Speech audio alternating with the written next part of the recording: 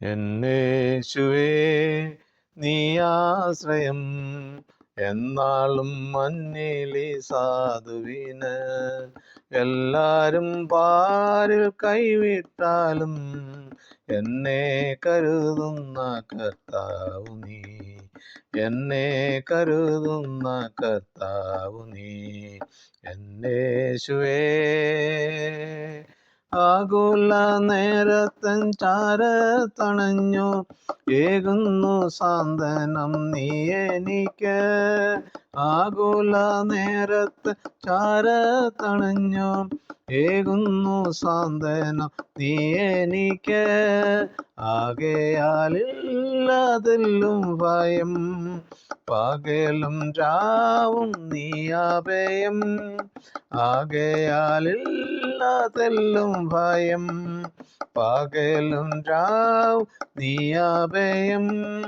എന്നേശുവേ നീ ആശ്രയം, എന്നാളും മഞ്ഞിലി സാധുവിന്. എല്ലാരും പാരിൽ കൈവിട്ടാലും എന്നെ കരുതുന്ന കർത്താവു നീ, എന്നെ കരുതുന്ന കർത്താവു നീ. എന്നേശുവേ. കർത്താവായ യേശു ക്രിസ്തുവിൻ്റെ നിസ്തുല്യ നാമത്തിൽ എല്ലാ പ്രിയ ശ്രോതാക്കൾക്കും വന്ദനം അറിയിക്കുന്നു. ഇന്നത്തെ നമ്മുടെ ചിന്തയ്ക്ക് വേണ്ടി പുറപ്പാട് ദിവസം 5-ാം അധ്യായം 2-ാം വാക്യത്തെ ആസ്പദമാക്കി പരിഗണനയും അവഗണനയും എന്നുള്ള ഒരു ചിന്ത നിങ്ങളെ ഓർപ്പിപ്പാൻ ആഗ്രഹിക്കുകയാണ്. വാക്യപ്രകാരമാണ്: അതിന് ഫറവോൻ ഇസ്രായേലിനെ വിട്ടയക്കാൻ തക്കോണം ഞാൻ യഹോവയുടെ വാക്ക് കേൾക്കേണ്ടതിന് അവൻ ആർ? ഞാൻ യഹോവയെ അറിയേയില്ല. മോശയുടെ വാക്കുകളെ പരിഗണിക്കാതെ ഫറവോൻ അവഗണിച്ചു പോയി. ലോകപരമായി നമ്മൾ ചിന്തിച്ചാൽ പലരിൽ നിന്നും പറഞ്ഞു കേൾക്കാറുണ്ട് ഉള്ള 2 പദങ്ങളാണ് പരിഗണനയും അവഗണനയും. അർഹതപ്പെട്ടവരെയും യോഗ്യരായവരെയും പരിഗണിക്കാതെ മറ്റുള്ളവരെ സ്ഥാനമാനങ്ങൾ തിരികെ കയറ്റുന്നത് മൂലം യോഗ്യരായവർ അവഗണിക്കപ്പെടുകയാണ്. ഈ അടുത്തിടയ്ക്ക് ഒരു ഫേസ്ബുക്ക് പോസ്റ്റ് കാണുവാൻ സാധിച്ചു. ക്രൈസ്തവ സമൂഹത്തിന് പാടി ആശ്വസിപ്പാൻ തക്കോണം അനുഭവങ്ങളിലൂടെ എഴുതപ്പെട്ട മനോഹര ഗാനങ്ങൾ രചിച്ച വ്യക്തി 100-ൽ-പരം ഗാനങ്ങൾ ക്രൈസ്തവ സമൂഹത്തിന് അദ്ദേഹം സമ്മാനിച്ചിട്ടുണ്ട്. എന്നാൽ ചില പുതുമുഖങ്ങളെ പരിഗണിക്കുകയും അർഹതപ്പെട്ടവരെ അവഗണിക്കുകയും ചെയ്തതിൽ പരിഭ്രമം ഉള്ളതായിട്ട് ആ മഹൽ വ്യക്തിയുടെ വാക്കുകളിൽ നിന്നും വ്യക്തമായി. എനിക്കും ആ വിഷയത്തിൽ പ്രയാസം തോന്നി. പരിഗണന കൊടുക്കേണ്ട നേതൃത്വങ്ങൾ, സംഘാടകർ എല്ലാം ഇന്നത്തെ ഇദ്ദേഹത്തെ പരിഗണിക്കാതെ പോകുന്നത് കാണുമ്പോൾ പ്രയാസമാണ്. എന്നാൽ അദ്ദേഹം നിൽക്കുന്ന സമൂഹം അവഗണിച്ചപ്പോൾ മറ്റൊരു സമൂഹം അദ്ദേഹത്തെ പരിഗണിക്കുന്നതായി വാർത്ത കണ്ടപ്പോൾ സന്തോഷം തോന്നി. ഇങ്ങനെയുള്ളവരെ ലോകത്തിന് പരിചയപ്പെടുത്തി കൊടുക്കുവാൻ മാധ്യമ സമൂഹങ്ങൾ മുന്നോട്ടിറങ്ങേണ്ടിയിരിക്കുന്നു. പത്രങ്ങളിൽ നേതാക്കന്മാരുടെ വാർത്തകൾ വാനോളം പുകഴ്ത്തി കൊണ്ടുള്ള അഭിമുഖങ്ങൾ ഇതൊക്കെ പരസ്യപ്പെടുത്തുമ്പോൾ മത്സരങ്ങളാണ്. അതിന് കാരണം വമ്പൻ തുകകൾ പ്രതിഫലമായി അവർക്ക് ലഭിക്കും. പിന്നെ ഒരു കാര്യത്തിൽ ആശ്വസിക്കാം, ഗുണനിലവാരം കുറഞ്ഞതാണല്ലോ പരസ്യത്തിൻ്റെ ആവശ്യകത.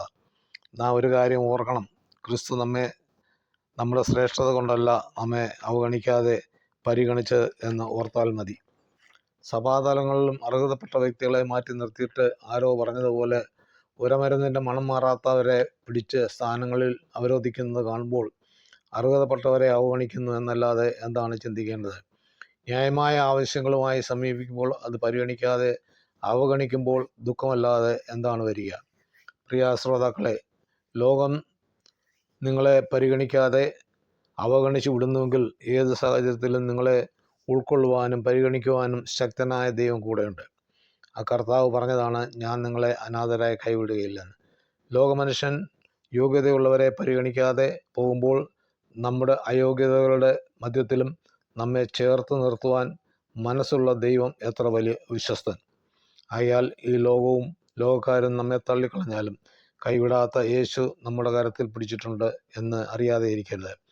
ആസാബ് വിഭ്രമത്തിൽ ദുഷ്ടൻ്റെ വളർച്ചയെ കണ്ട് പലതും പറഞ്ഞുവെങ്കിലും ദൈവസന്നിധി ചെന്നപ്പോൾ ആസാബിൻ്റെ ചിന്തയ്ക്ക് വ്യത്യാസം വന്നിട്ട്, നീ എന്നെ വലം കൈക്ക് പിടിച്ചിരിക്കുന്നു, നിൻ്റെ ആലോചനയാൽ എന്നെ നടത്തും, പിന്നത്തേതിൽ മഹത്വത്തിലേക്ക് എന്നെ കൈക്കൊള്ളും. ഈ പ്രത്യാശയാൽ ഓരോ ദിവസവും മുന്നേറുവാൻ സർവശക്തനായ കർത്താവ് നമ്മുടെ ഏവരുടെയും ജീവിതത്തിൽ സഹായിക്കുമാറാകട്ടെ. ഈ ലോകം തരുന്ന മാന്യത ഈ ലോകത്തിൽ അവസാനിക്കുമ്പോൾ ദൈവം നിന്നെ മാനിക്കുമ്പോൾ ഈ ലോകത്തിലും വരുവാനുള്ള ലോകത്തിലും മാന്യത ലഭിക്കും എന്ന് ഉറപ്പ് തരുന്ന ഏക പുസ്തകം സത്യവേദ പുസ്തകം മാത്രമാണ്. അതിലെ വാഗ്ദത്തങ്ങളെ മുറുകെ പിടിക്കാം. ദൈവമായ കർത്താവ് ഏവരെയും അതിന് സഹായിക്കട്ടെ. താൽക്കാലികമായിട്ടുള്ള അവഗണന നമുക്ക് ഉണ്ടായെങ്കിൽ തന്നെയും അതിൽ നിരാശപ്പെടേണ്ട കാര്യമില്ല.